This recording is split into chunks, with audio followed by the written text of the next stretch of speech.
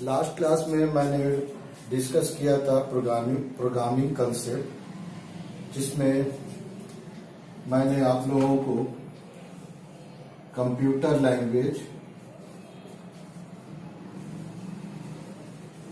And algorithm के बारे में बेसिक कंसेप्ट दिया था। आज मैं सी लैंग्वेज को स्टार्ट कर रहा हूं, जो बहुत ही इम्पोर्टेंट लैंग्वेज है, इसलिए कि ये एक प्रोग्रामिंग लैंग्वेज है जो दोनों में, मतलब सिस्टम प्रोग्रामिंग में भी यूज होता है और एप्लीकेशन प्रोग्रामिंग में भी यूज होता है। सिस्टम प्रोग्रामिंग का मतलब है operating system, compiler, driver plus embedded system में जो प्रोग्राम्स होता है, वो सब प्रोग्राम को हम सी लैंग्वेज में डेवलप कर सकते हैं।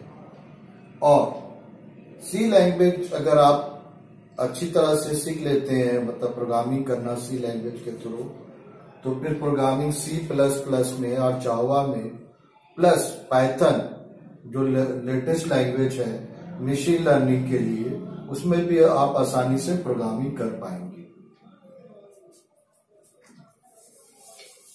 जैसा कि आप लोग जानते हैं कि सी लैंग्वेज हाई लेवल लैंग्वेज है। हाई लेवल लैंग्वेज है और कोई भी हाई लेवल लैंग्वेज को एग्जीक्यूट करने के लिए हम लोगों को एक प्रोग्राम का जरूरत पड़ेगा, एक सॉफ्टवेयर का जरूरत पड़ेगा, और जिसको क्या बोला जाता है, कंपाइलर बोला जाता है। यानी कंपाइलर एक सिस्टम प्रोग्राम है जो क्या करेगा, सी में लिखे हुए प्रोग्राम को मशीन लैंग्वेज में प्रोग्राम कन्वर्ट करेगा। इसलिए कि कोई भी प्रोग्राम जो कंप्यूटर एग्जीक्यूट करता है वो मशीन लैंग्वेज में होना चाहिए।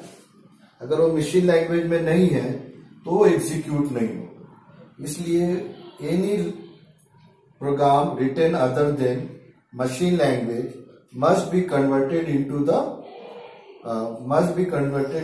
machine language code, जिसको हम ऑब्जेक्ट कोड भी बोलते हैं।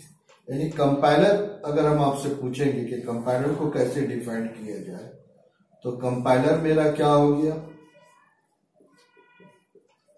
कंपाइलर क्या है?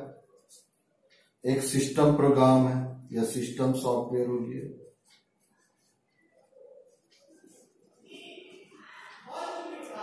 और यहां सोर्स प्रोग्राम,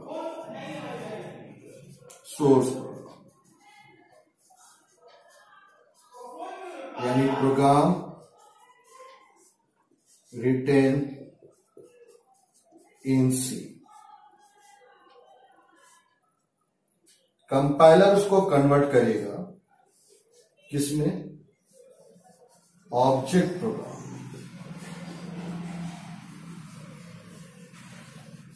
ये दो टर्म यहां पर यूज हुआ, एक सोर्स प्रोग्राम, एक ऑब्जेक्ट प्रोग्राम।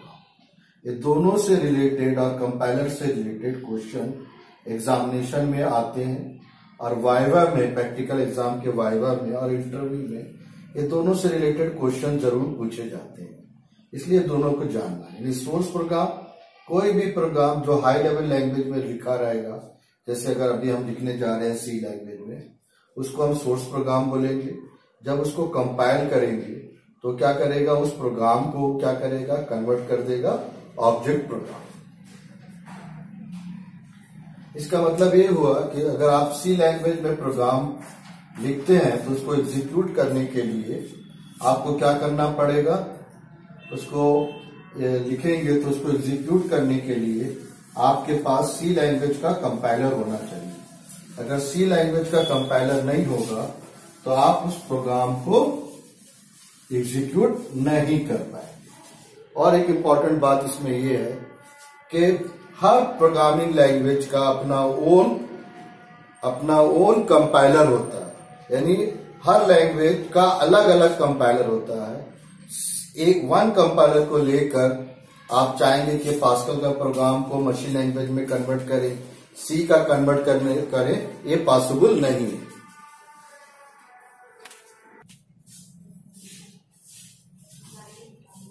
now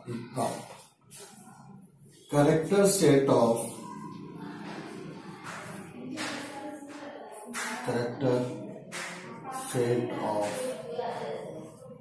सी लैंग्वेज। जैसे इंग्लिश लैंग्वेज अगर हम लोग ले लें तो उस लैंग्वेज का अपना करेक्टर सेट है, यानी उसके जो अल्फाबेट है वो उसके करेक्टर सेट में आ जाएंगे, जिसमें ए बी सी डी आ जाएगा। फिर उसको कंबाइन करके वर्ड बनाते हैं, फिर वर्ड को ग्रामर से कनेक्ट करेंगे तो सेंटेंस बनता है। उसी तरह से सी लैंग्वेज का अपना करेक्टर सेट होता है, जिसमें first small A to Z, दूसरा कैपिटल ए टू जेड और numeric digit 0 to 9 and special characters आते हैं। जो भी आप कीबोर्ड में देखते हैं वो सब कैरेक्टर को सी लैंग्वेज सपोर्ट करता है, जैसे @ percentage, plus, semicolon, colon, minus, asterisk, ये जितने भी कैरेक्टर जो भी कीबोर्ड्स में है सबको सी लैंग्वेज आपका सपोर्ट करे। लेकिन जो बहुत ही इंपॉर्टेंट बात है कि सी लैंग्वेज क्या है, it is case sensitive language. इसका मतलब ये हुआ कि सी लैंग्वेज कैपिटल अल्फाबेट और स्मॉल अल्फाबेट में डिफरेंशिएट किया जाए, यानी जो वर्ड को स्मॉल में लिखेंगे अगर उसमें एक भी कैरेक्टर का स्मॉल से कैपिटल में हो जाए या कैपिटल से स्मॉल हो जाए तो सी लैंग्वेज दोनों को दो डिफरेंट वर्ड समझे। तो इस बात का ख्याल रखना है आपको कि सी लैंग्वेज क्या है, केस सेंसिटिव लैंग्वेज है।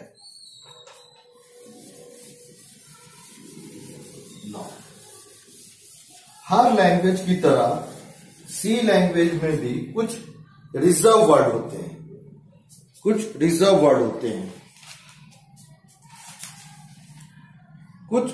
क्या हो गया, रिजर्व वर्ड। उसको सी लैंग्वेज में कीवर्ड्स बोला जाता है, कीवर्ड्स बोलते हैं। यानी ये क्या है, सी लैंग्वेज के रिजर्व वर्ड है। इसका मतलब है अगर हम डोर बोले, टेबल बोले, ब्लैक बोर्ड बोले तो ये सब वर्ड का इंग्लिश लैंग्वेज में पहले से डिफाइंड मीनिंग है।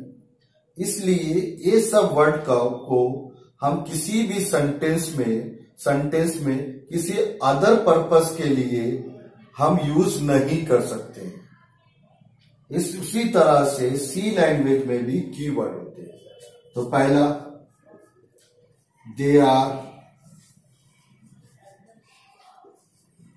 Reserved words. It means they are predefined, to C language compiler। इसका मतलब ये हुआ कि कंपाइलर को पहले से मालूम है कि इस वर्ड का क्या मीनिंग होता है। They cannot be used as variables, function or any user defined entity for naming।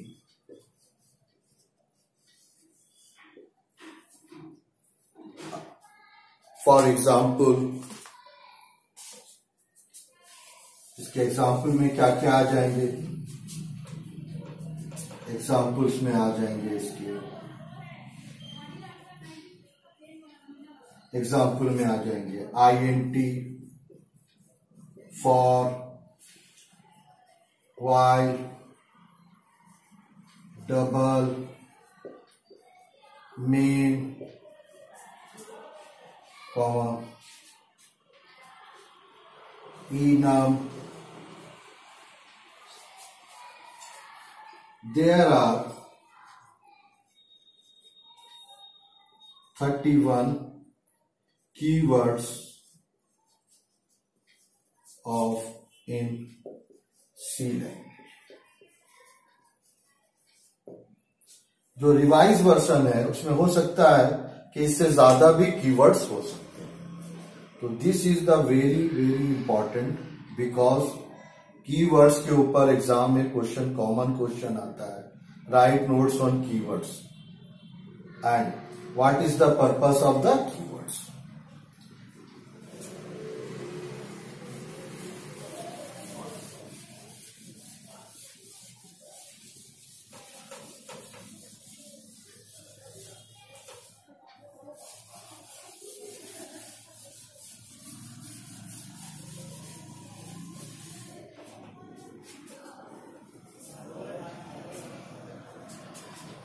अब मैं डिस्कस करने जा रहा हूं एक very important term use in variable in C language. What is variable? Computer में माइक्रो प्रोसेसर के बाद जो सबसे इंपॉर्टेंट पार्ट है कंप्यूटर का, वो है आपका प्राइमरी मेमोरी और मेन मेमोरी। इसको हम जनरल टर्म में रैम बोलते हैं। जो इंपॉर्टेंट बात, जब कभी भी कोई भी प्रोग्राम एग्जीक्यूट होता है, यानी कोई भी सॉफ्टवेयर एग्जीक्यूट होता है, तो सबसे पहले वो लोड होता है सेकेंडरी मेमोरी से मेन मेमोरी में और उसके बाद एग्जीक्यूट होता है। उसी तरह से जब कभी भी कोई भी डाटा को हम प्रोसेसिंग करते हैं तो डिफरेंट इनपुट डिवाइस से या सेकेंडरी मेमोरी से मेन मेमोरी में स्टोर होता है। जैसे सपोज हमको दो नंबर को ऐड करना, तो पहले वो दोनों नंबर मेरे मेन मेमोरी में स्टोर होंगे और उसके बाद ही उसको आपका प्रोसेसर क्या करेगा, प्रोसेस करेगा, यानी ऐड करेगा, मल्टीप्लाई, जो भी पर्पस है। तो वेरिएबल क्या होगा? वेरिएबल बेसिकली क्या है कि कंप्यूटर का जो मेन मेमोरी रहता है,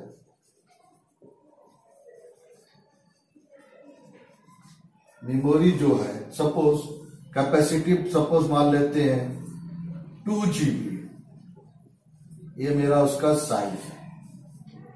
तो टोटल मेन मेमोरी डिवाइडेड होता है मेमोरी लोकेशन में। मेमोरी लोकेशन में ये डिवाइडेड होता है। ये हो गया memory location. Each location have unique name, unique address। इस एड्रेस को यूज करके सीपीयू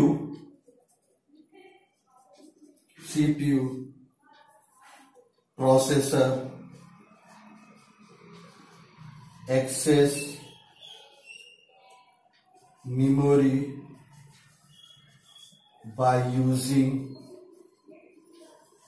memory address।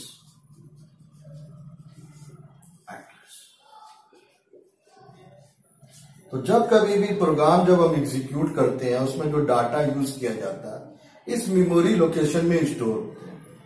लेकिन ऑर्डिनरी जो प्रोग्रामर रहता है उसको तो हार्डवेयर का उतना नॉलेज नहीं है, तो एग्जैक्ट इसका एड्रेस लोकेशन का मालूम नहीं।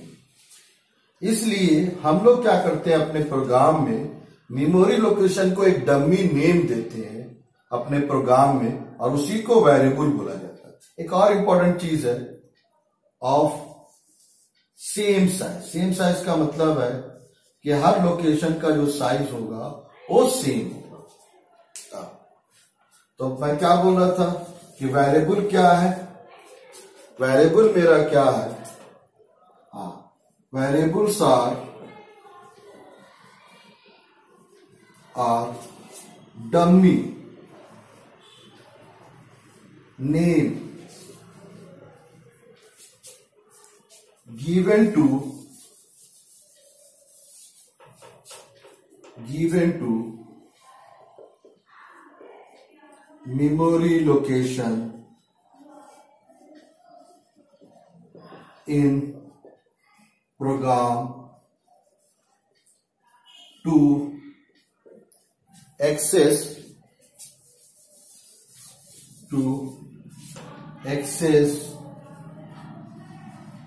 memory.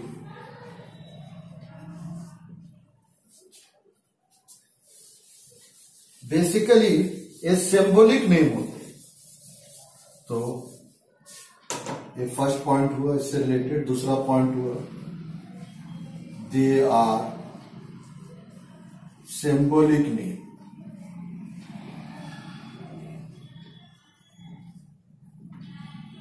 To represent data elements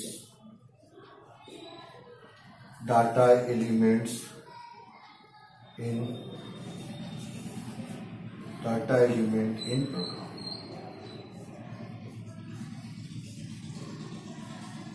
During program execution.